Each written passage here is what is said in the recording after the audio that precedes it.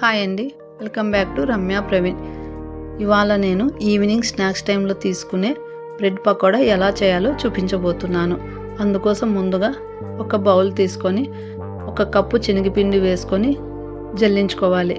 ఇలా జల్లించుకున్న తర్వాత 1.5 spoon salt వేసుకొని, 1/2 స్పూన్ వంట సోడా వేసుకొని, చిటికెడు పసుపు వేసుకొని, అలాగే కొద్దిగా ఆయిల్ వేసుకొని ఇలా అంతా విస్కర్తో వాటర్ వేస్తూ కలుపుకోవాలి.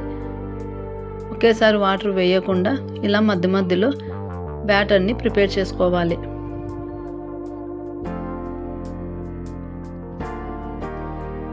ఇలా ఒకేసారి వేయకుండా మధ్య మధ్యలో వేసుకుంటే మనకు కరెక్ట్గా బ్యాటర్ అనేది వస్తుంది. ఇలా మరీ గట్టిగా కాకుండా లూజ్గా కాకుండా ఇలా మీడియంగా కలుపుకొని ఒక ప్లేట్ పెట్టేసుకొని కాసేపు పక్కన పెట్టేయాలి. ఇప్పుడు 3 ఆనియన్ ముక్కలు చిన్నగా ఇలా కట్ చేసుకోవాలి. ఆలు స్టఫింగ్ కోసం మనం ప్రిపేర్ చేసుకుంటున్నాము.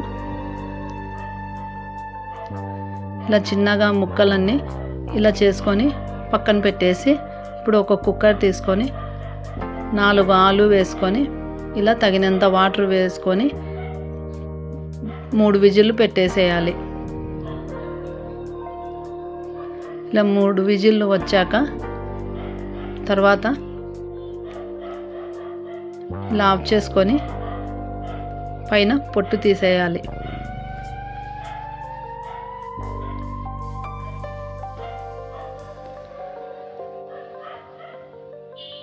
ఇలా ఆలు అన్నిటికీ పొట్టు తీసేయాక ఇప్పుడు స్టవ్ పైన మరొక ప్యాన్ పెట్టుకొని ఒక 2 స్పూన్ల ఆయిల్ వేసుకొని 1 కప్పు ఆనియన్ ముక్కలు వేసుకోవాలి. ఆయిల్ ఎక్కువ వేసుకోకూడదండి, తగినంతే వేసుకోవాలి. లేకుంటే మనము పకోడా చేసేటప్పుడు ఇదంతా విచ్చుకొని ఆయిల్ అంతా బయటకు వచ్చేస్తుంది. తర్వాత ఇలా ఆనియన్ ముక్కలు బ్రౌన్ కలర్ వచ్చాక 1 స్పూన్ కారం,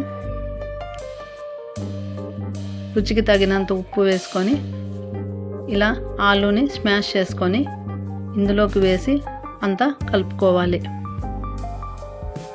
ఇలా అంతా దగ్గర పడేంత వరకు కలుపుకొని అందులోకి 1 స్పూన్ గరం మసాలా కూడా వేసుకొని అంతా కలుపుకున్నాక పైన కొత్తిమీరని గార్నిష్ చేసుకోవాలి. తర్వాత ఒక బాణెలు పెట్టుకొని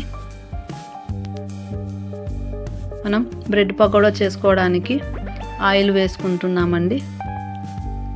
ఇలా ఆయిల్ని మీడియం ఫ్లేమ్లో ఉడికించుకోవాలి. ఇప్పుడు బ్రెడ్ తీసుకొని నేను ఒక 4 స్లైసులు తీసుకున్నానండి. దానిని ట్రయాంగిల్ షేప్లో కట్ చేసుకోవాలి. ఇలా ఒకటే ట్రయాంగిల్ షేప్లో కట్ చేసుకున్నాక ఇప్పుడు ఒక్కొక్క పీస్ తీసుకొని మనం చేసుకున్న స్టఫింగ్ అంతా ఇలా స్ప్రెడ్ చేసుకోవాలి.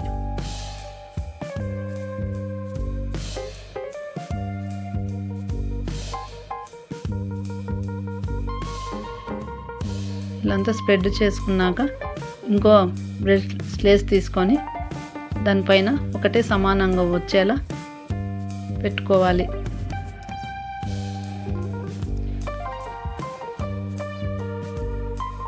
ఇలా మీకు ఎన్ని కావాలో అన్ని ఒకేసారి రెడీ చేసి పక్కన పెట్టుకోవాలి.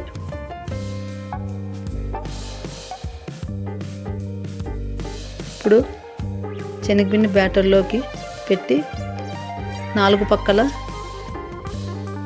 మునిగేలా తీసుకోవాలి. ఆయిల్ హీట్ అయ్యాక ఒక్కొక్క బ్రెడ్ వేస్తూ 2 పక్కల వేగనిచ్చుకోవాలి. ఇలా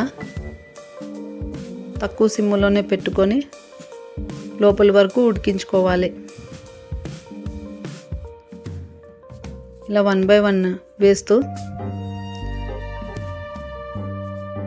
వేగనిచ్చుకోవాలి.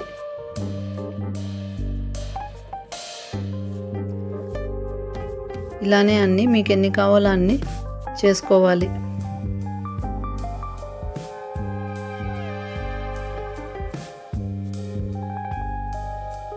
ఇలా అన్నీ ఒకేసారి చేసుకొని బాగా ఎర్రగా మగ్గించుకుంటూ